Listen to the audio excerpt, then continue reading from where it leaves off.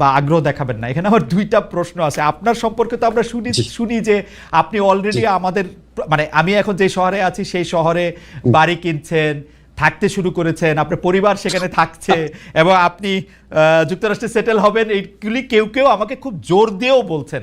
আপনি যদি একটু বলতেন। আচ্ছা, এটা তো হঠাৎ আকস্মিকভাবে প্রসঙ্গটা এলো, তাও বলছি আপনাকে যে যারা বা যে এই গুজবটা রটিয়েছে যে যুক্তরাষ্ট্রে আমরা বাড়ি কিনেছি, আমার পরিবার চলে গেছে, এবং যারা এগুলি বিশ্বাস করেছেন তাদের কাছে আমি একটা বিনীতভাবে প্রশ্ন করি যে আপনারা যার কথা শুনে বিশ্বাস করেছেন তার কাছে আপনারা কেন জানতে চান না উনি বাড়িটা কোথায় কিনেছে, অ্যাড্রেসটা কোথায়, ওই বাসাটার ছবিটা কোথায়? আপনি আমেরিকাতে আছেন অনেকদিন ধরে, আপনি জানেন আমেরিকায় যদি কেউ কোনো প্রপার্টি ওন করে, ফ্ল্যাট হোক, জমি হোক, আমি বা আমার স্ত্রী বা আমার পরিবারের সদস্য, এটা পাবলিক ডকুমেন্ট। পাবলিক ডকুমেন্ট না হলেও আপনি পেইড যে সার্ভিস প্রোভাইডার আছে তাদের কাছ থেকে যে কোনো ভাবে এটা জানা সম্ভব। সম্ভব কিনা বলে? রাইট, সম্ভব, একদমই সম্ভব। তো যারা প্রপার্টি করে লুকানো সম্ভব না স্যার।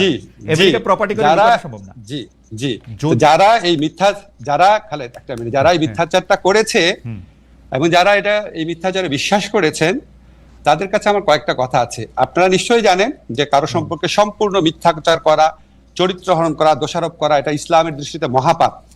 এবং আপনি এই মহাপাপটা যারা করলো তাদের কাছে এটা প্রমাণ না, যদি আপনি এই মহাপাপীর কথা প্রচার করেন বা শেয়ার করেন আপনিও মহাপাপ করছেন। ঠিক আছে? আল্লাহর ভয় করেন। আপনাদেরকে আমি গ্যারান্টি দিচ্ছি যে আমেরিকাতে আমার কোনো প্রপার্টি নাই, আমেরিকাতে আমার পরিবারের কারো কোনো প্রপার্টি নাই, আমাদের কোনো ব্যাংক অ্যাকাউন্ট নাই, কিচ্ছু নাই। কিন্তু আপনাদের কাছে আমার এক্সপেকটেশন হচ্ছে যে বা যারা এই মিথ্যাটা রটিয়েছে তাদেরকে বলবেন প্রমাণ দিতে, 1 নাম্বার। 2 নাম্বার হচ্ছে বাংলাদেশে তো আমার বাচ্চারা স্কুলে পড়ে, ঠিক আছে? সেই স্কুলে যারা সহপাঠী আছে, টিচার আছে, তারপর আমার স্ত্রী এক জায়গায় অত্যন্ত প্রসিদ্ধ একটা জায়গায় 6 বছর যাবত ইকোনমিস্ট হিসেবে কাজ করে।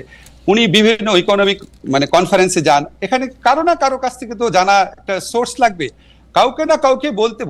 কারো কাছ থেকে যদি না শুনে, কেউই বললো না, আমার ওয়াইফের কলিগ, আমার বাচ্চার স্কুলের টিচার, আমার কলিগ, আমার প্রতিবেশী, কারো কোনো সূত্র উল্লেখ না করে, বাসার অ্যাড্রেস না দিয়ে, দলিল না দিয়ে, কোনো সাক্ষ্য প্রমাণ ছাড়া একটা মানুষ একটা কথা বলে আপনি এটা বিশ্বাস করলেন? এবং এই যে বিশ্বাস করলেন, দাঁড়ান একটা মিনিট খালেদ, আমাকে বলতে হবে, আপনি যেহেতু প্রসঙ্গ তুললেন, আপনি যে বিশ্বাস করলেন, এখন আপনার দায়িত্ব হচ্ছে যে এই কথাটা রটিয়েছে বা যেই কথাগুলো রটিয়েছে তাদেরকে বলেন যে কোনো একটা প্রমাণ হাজির করার। যদি সে প্রমাণ হাজির করতে না পারে বা তারা যদি প্রমাণ হাজির করতে না পারে তাহলে তাদের কোনো কথা বিশ্বাস করবেন না। আর যদি আমার বা আমার পরিবারের আমেরিকাতে কোনো property, flat, land, bank account কোনো কিছু পান তাহলে আমাদের সারা জীবন বিশ্বাস করবেন না। বাংলাদেশে যত অনুসন্ধানী সাংবাদিক আছে, আমেরিকাতে যত অনুসন্ধানী সাংবাদিক আছে, সবার কাছে চ্যালেঞ্জ ছুড়ে দিলাম, এই মিথ্যাবাদী এর পরিচয়, এর মিথ্যাচারের মুখোশ উন্মোচন করেন। কারণ এগুলি করে তারা সরল মনা মানুষ, তাদেরকে বিভ্রান্ত করে, তাদের দুঃখ দেয়, এবং এগুলি আপনার অনেক বেশি হচ্ছে। এই একটা জিনিস প্রমাণ চান, চ্যালেঞ্জ ছুড়ে দিলাম, প্রমাণ চান। প্রফেসর আসিফ নজরুল কিন্তু অনেক বড় একটি চ্যালেঞ্জ ছুড়ে দিয়েছেন এবং এটা খুব সহজেই এটা প্রমাণ করা সম্ভব তিনি যদি আসলে কোনো প্রপার্টি কিনে থাকেন। প্রফেসর আসিফ নজরুল, আসলে আমরা অনেকগুলি বিষয় আজকে কথা বলতে হবে। আপনাকে আমরা পেয়েছি সেজন্য, আবার একটু দেরিও হয়েছে সেজন্য অনেকগুলি বিষয় নিয়ে কথা বলতে হবে। আমি যেহেতু প্রসঙ্গটা উঠলো, অনেকে বলছে যে আপনি সবার আগে বোধহয় আপনি এই কথাটি তুলেছিলেন যে যারা রাষ্ট্রীয় ক্ষমতায় বা দায়িত্বে থাকে তাদের সম্পদের হিসাব দেওয়া উচিত। আপনি কি আপনার সম্পদের হিসাবও দিবেন কিনা একবার এই কথাগুলো একটু বলে ফেলা। আরেকটি কথা হচ্ছে যে অনেকে বলছেন যে আপনারা এই সরকারি উপদেষ্টারা নাকি খুব ট্রাভেল হ্যাপি, আপনারা অনেক সফর সঙ্গী নিয়ে বিদেশে যান। বিশেষ করে ডক্টর মোহাম্মদ ইউনূসকে বলা হচ্ছে যে 11 বার তিনি বিদেশে গিয়েছেন। আপনার ক্ষেত্রেও এরকম বলা হয় যে আপনি যেহেতু ডক্টর মোহাম্মদ ইউনূসের খুব ঘনিষ্ঠ, সেহেতু আপনিও এইটার জবাব দিবেন কিনা যে আপনি যে যখন বিদেশে যান তখন বিরাট একটা প্রতিনিধি দল নিয়ে সঙ্গে নিয়ে যান কিনা এবং সম্পদের হিসাবটা আপনি দিবেন কিনা। খুব সংক্ষেপে দুটো বিষয় একটু বলে দিতেন। হ্যাঁ জি, না আমি আরো বলবো আপনাকে। আমাদের সবার সম্পত্তির হিসাব ক্যাবিনেট ডিভিশনে দেওয়া আছে। আমি মনে করি তাদের এটা অবিলম্বে প্রকাশ করা উচিত। আমরা প্রকাশ করার জন্যই দিয়েছি প্রত্যেক উপদেষ্টা। সেকেন্ড হচ্ছে বিদেশ সফরের ক্ষেত্রে আমার জবাব আমি দিব। আমি যখন জেনেভাতে আইএলওর কনফারেন্সে গিয়েছিলাম, যেখানে স্থানীয় আওয়ামী লীগরা আমাকে অপদস্থ করার চেষ্টা করেছিল, সেখানে আমি একজন সফর সঙ্গী নেই নাই। আমার সাথে অন্য একজন উপদেষ্টা ছিলেন, উনি নিয়েছিলেন। আমি আমার পিএস, আমার মন্ত্রণালয়ের একটা মানুষকেও নেই নাই। ঠিক আছে? আমি যখন বিদেশে যাই তখন আমার মন্ত্রণালয়ের সর্বোচ্চ 2 জন লোক গিয়েছিল আমার সাথে, এক্সট্রা 2 জন লোক একটা সফরই। সেটা হচ্ছে ওখান থেকে আমন্ত্রণ করা হয়েছিল দেখে। আমি যে সফরগুলোতে গিয়েছিলাম, একটা হচ্ছে আইএলওতে জবাবদিহি করার জন্য বাংলাদেশের জন্য, আর একটা হচ্ছে আবার গিয়েছিলাম হিউম্যান রাইটস কাউন্সিলে বাংলাদেশের পক্ষ থেকে জবাব দেওয়ার জন্য। এটা আমার ম্যান্ডেটরি।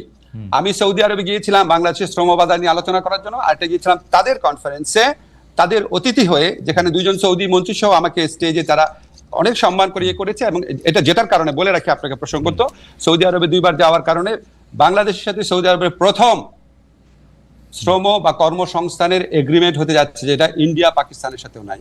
আর আমি গিয়েছিলাম মালয়েশিয়াতে, সেখানে আমার সফরসঙ্গী ছিল 1 জন, সরি সেখানে সফরসঙ্গী ছিল 2 জন, মালয়েশিয়াতে 2 জন, সর্বোচ্চ 2 জন, এবং কোন কোন ক্ষেত্রে আমার কোনো সফরসঙ্গী ছিল না। তার মানে আপনি আগে থেকে বলছেন সেটি আপনি পালন করছেন। আপনি যদি অবশ্যই পরিষ্কার করে বললেন যে এটা আসলে ক্যাবিনেটে দেয়া আছে এবং এটা পাবলিক করা হবে যে কোনো সময়, রাইট? অবশ্যই। আরেকটা কথা বলি, আরেকটা কথা আমি বলতাম, এখন চট করে মনে করতে পারছি, সেটা হচ্ছে বিদেশি চিকিৎসা নেব না। আমাদের কেউ বিদেশি চিকিৎসা নেয় নাই। আমার ব্যক্তিগত, আমার এবং আমার পরিবার, আমি উপদেষ্টা হওয়ার পর চিকিৎসা নিয়েছি হচ্ছে পিজি হসপিটাল, যেটা এখন বাংলাদেশ হসপিটাল নামে পরিচিত, যেখানে সাধারণ রোগীরা দেখায়, সেভাবে দেখিয়েছি।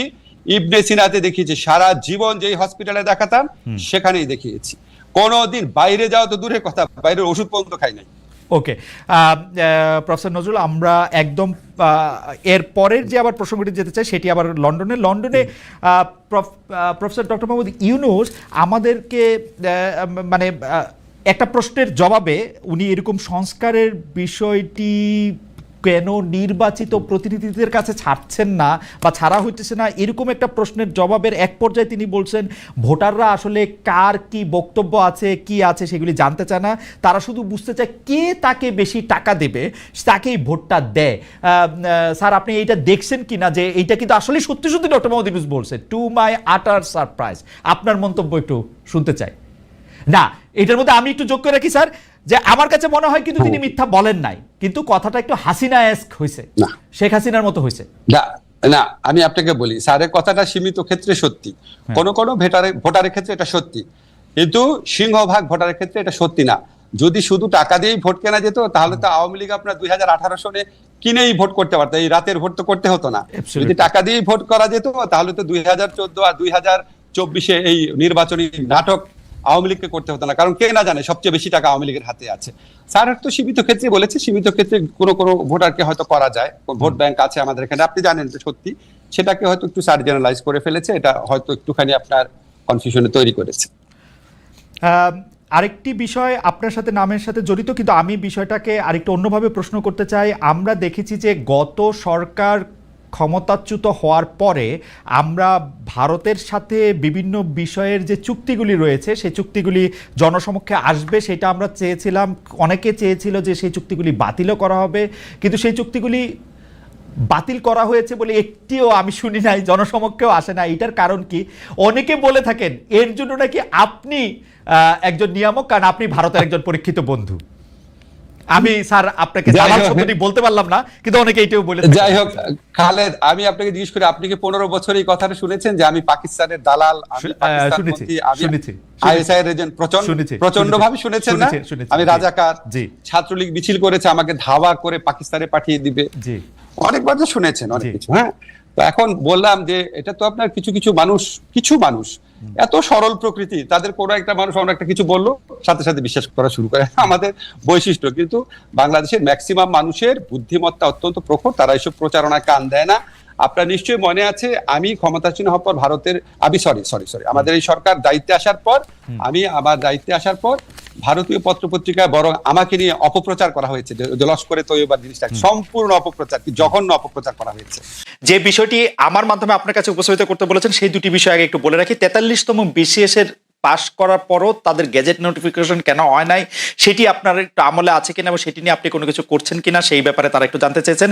আরেকটি বিষয় জানতে চেয়েছেন যে তারা বয়স সীমা, সরকারি চাকরির বয়স সীমা 35 বছর বয়স পর্যন্ত হবে কিনা, সেটি আপনারা কিভাবে করবেন সেটি জানতে চেয়েছেন। আর আমার প্রশ্নটিও করে রাখি, আপনি, আমাদের অনেকগুলি প্রশ্ন রয়েছে, শুধু আপনি যদি খুব না এই দুটি যদি আপনি জবাব দেন, তারপর আমি মানে আপনার মতামত বলেন, তারপর আমরা প্রশ্নটি করি, কারণ এই প্রশ্নটি আবার এনিভাইয়ের বক্তব্যের সাথে লিঙ্কড। জি না, এখানে হচ্ছে প্রশাসন তো সংস্কারের কমিশন হয়েছে, বয়স সীমার বিষয়টাও আলোচনা হচ্ছে, এবং দ্রুত সময়ের মধ্যেই পিএসসি তে পিএসসির সাথেও আমাদের আলোচনা হচ্ছে, যাতে এই যে নিয়োগ পরীক্ষা শুধু বিসিএস না, অনেকগুলো পরীক্ষা স্থগিত আছে, সেই পরীক্ষাগুলো যাতে দ্রুত দেওয়ার ব্যবস্থা করা যায় সে বিষয়ে আমরা কাজ করছি। আশা করি খুব দ্রুত সময়ের মধ্যেই সেটি নিয়ে পরীক্ষাগুলো হবে। ওকে, আর প্রশ্নটি হচ্ছে যে এক দফা সরকার পতন আন্দোলনের আগে আপনাদের যে 9 দফা দাবি ছিল তাতে দলীয় লেজুর ভিত্তিক ছাত্র রাজনীতি নিষিদ্ধের দাবি ছিল আপনাদের, কিন্তু অনেক ক্ষেত্রে সেটি দলীয় লেজুর ভিত্তিক ছাত্র রাজনীতি না হয়ে গোটা ছাত্র রাজনীতি নিষিদ্ধের দিকে আপনারা যাচ্ছেন, এটি একটা কথা। আরেকটি কথা হচ্ছে যে উপাচার্যদের সরিয়ে দেওয়া হয়েছে, বড় পদগুলিতে নতুন নিয়োগ হয়েছে, 2-3 মাস বন্ধ থাকার পরে ক্লাসও শুরু হয়েছে, কিন্তু ছাত্রলীগের যারা নেতাকর্মী আছেন তাদের লেখাপড়ার কি হবে? আপনারা, তারা তো ক্যাম্পাসে ফিরতে পারছে না, রাজশাহীতে জাহাঙ্গীরনগর বিশ্ববিদ্যালয়ে তাদেরকে পিটিয়ে মারা ঘটনা ঘটেছে, তাদের আসলে ভবিষ্যৎ কি হবে? এই দুটি ব্যাপারটা যদি একটু বলেন। আরেকবার একটু যদি বলতেন। মানে একটা তো হচ্ছে যে 9 দফার একটা দফা ছিল যে ছাত্র রাজনীতি, ছাত্র রাজনীতিটাকে দলীয় লেজুর ভিত্তি মুক্ত করবেন, কিন্তু এখন দেখা যাচ্ছে ছাত্র রাজনীতি বাদ দেওয়ার। জি দেখুন, ছাত্র রাজনীতি নিষিদ্ধের কথা কিন্তু মানে আমরা বলছি না, বা বৈষম্যবিরোধী ছাত্র আন্দোলন থেকেও বলা হচ্ছে না সরাসরি। মূলত সাধারণ শিক্ষার্থীদের জায়গা থেকে এটি আসছে। এটি আসছে কেন, এটাও আমাদের একটু বুঝতে হবে যে আমাদের কিন্তু শিক্ষার্থীদের একটা দীর্ঘদিনের ট্রমা রয়েছে, যে একটা ক্ষমতায় সরকার যায় এবং তার ছাত্র সংগঠন সেখানে ক্ষমতা চর্চা করে, দখলদারিত্ব করে এবং শিক্ষার্থীদের উপর নির্যাতন করে। এখন সামনের আমরা এখানে এখন না হলে অন্তর্বর্তীকালীন সরকার, কিন্তু সামনে যদি একটা রাজনৈতিক দল ক্ষমতায় আসে, তার ছাত্র সংগঠন যে একই কাজ করবে না সেই নিশ্চয়তাটা শিক্ষার্থীরা চাচ্ছে, এবং সেই ট্রমা থেকে কিন্তু সারা এই কথাটা বলছে। কিন্তু আমরা মনে করি যে এটি কোনো সমাধান নয়, ছাত্র রাজনীতি অবশ্যই থাকতে হবে।